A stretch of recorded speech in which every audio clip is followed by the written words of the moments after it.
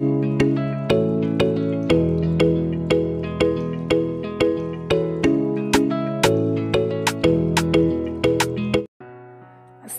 আলাইকুম। নতুন রান্নাঘর চ্যানেল থেকে সকলকে শুভেচ্ছা।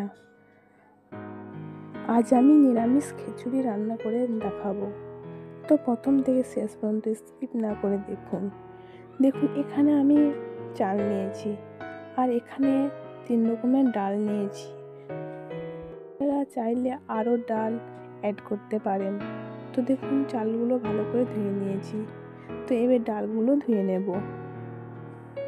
দেখুন মসুরির ডাল, মুগের ডাল আর ছোলার ডাল।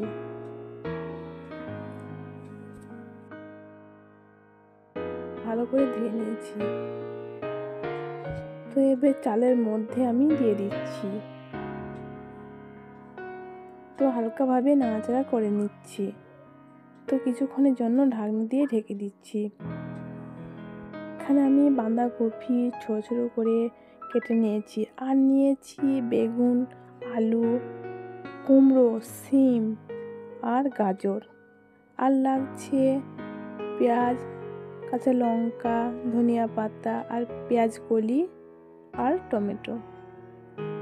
তো চলুন দেখে নিন কীভাবে রান্নাটা করছি। তো গ্যাসের মধ্যে দেখুন প্যান বসিয়ে দিয়েছি। এখানে বাঁধাকপিগুলো দিয়ে দিচ্ছি আর দিচ্ছি বেগুন, আর এখানে দিয়ে দিচ্ছি আলু আর দিচ্ছি কুমড়ো।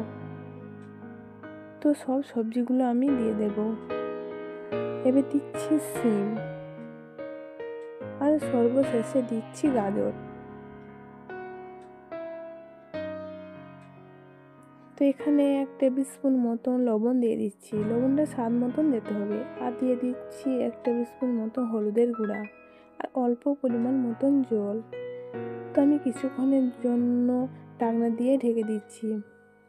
তো দেখুন এদিকে ভাত ফুটে উঠেছে। তো ওর মধ্যে 1 টেবিল স্পুন মতন হলুদের গুঁড়া দিয়ে দিচ্ছি আর দিচ্ছি সরষের তেল আর 2টো তেজপাতা। তো এদিকে দেখুন ঢাকনা খুলে দিয়েছি। কিছুটা ভাপে নরম হয়ে গেছে। তো ভালো করে নাড়াচাড়া করে নিচ্ছি। তো এর মধ্যে দিয়ে দিচ্ছি তেজপাতা 2টো আর দিচ্ছি আদা রসুন পেস্ট আর কাঁচা লঙ্কা চেরা আর দিয়ে দিচ্ছি পেঁয়াজ কলি। তো ভালো করে দেখুন নাড়াচাড়া করে নিয়েছি। তো কিছুক্ষণের জন্য আবার ঢাকনা দিয়ে ঢেকে দিয়েছিলাম। তো দেখুন অনেকটা সেদ্ধ হয়ে গেছে। এবার এতে দিয়ে দিচ্ছি টমেটো আর ধনিয়া পাতা আর লবণ আর একটু লাগবে বলে দিয়েছি আর দিচ্ছি জিরে গুঁড়া।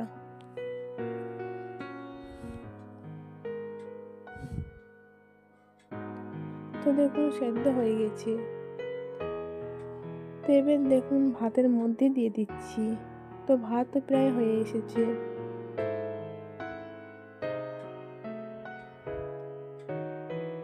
এই রেসিপিটা ভালো লাগলে লাইক সাবস্ক্রাইব করে দিন।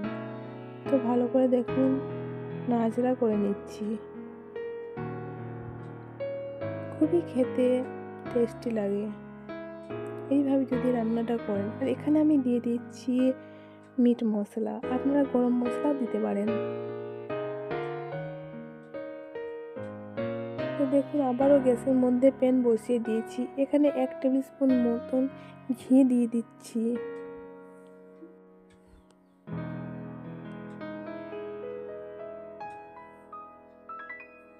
তো দেখুন ঘি গরম হয়ে গেছে। ওর মধ্যে পেঁয়াজ কুচি দিয়ে দিচ্ছি। তো পেঁয়াজগুলো ব্রাউন করে ভেজে নেব। দারুণ একটা ফ্লেভার বের হচ্ছে। তো দেখুন ভাজা হয়ে গেছে। এবার খিচুড়ির মধ্যে দিয়ে দিচ্ছি। তো ভালো করে মিশে নিচ্ছি। তো দেখুন রেডি হয়ে গেছে নিরামিষ খিচুড়ি। এবার পরিবেশন করে দেখাচ্ছি। তো খিচুড়ির সঙ্গে ডিম ভাজা বা সেদ্ধ ডিম বা বেগুন ভাজা দারুণ লাগে। তো একবার ট্রাই করে দেখবেন। খেতে ভালো লাগলে শেয়ার কমেন্ট করবেন। আর আমার রেসিপিগুলো যদি ভালো লাগে তো আমাকে এগিয়ে যেতে সাপোর্ট করবেন।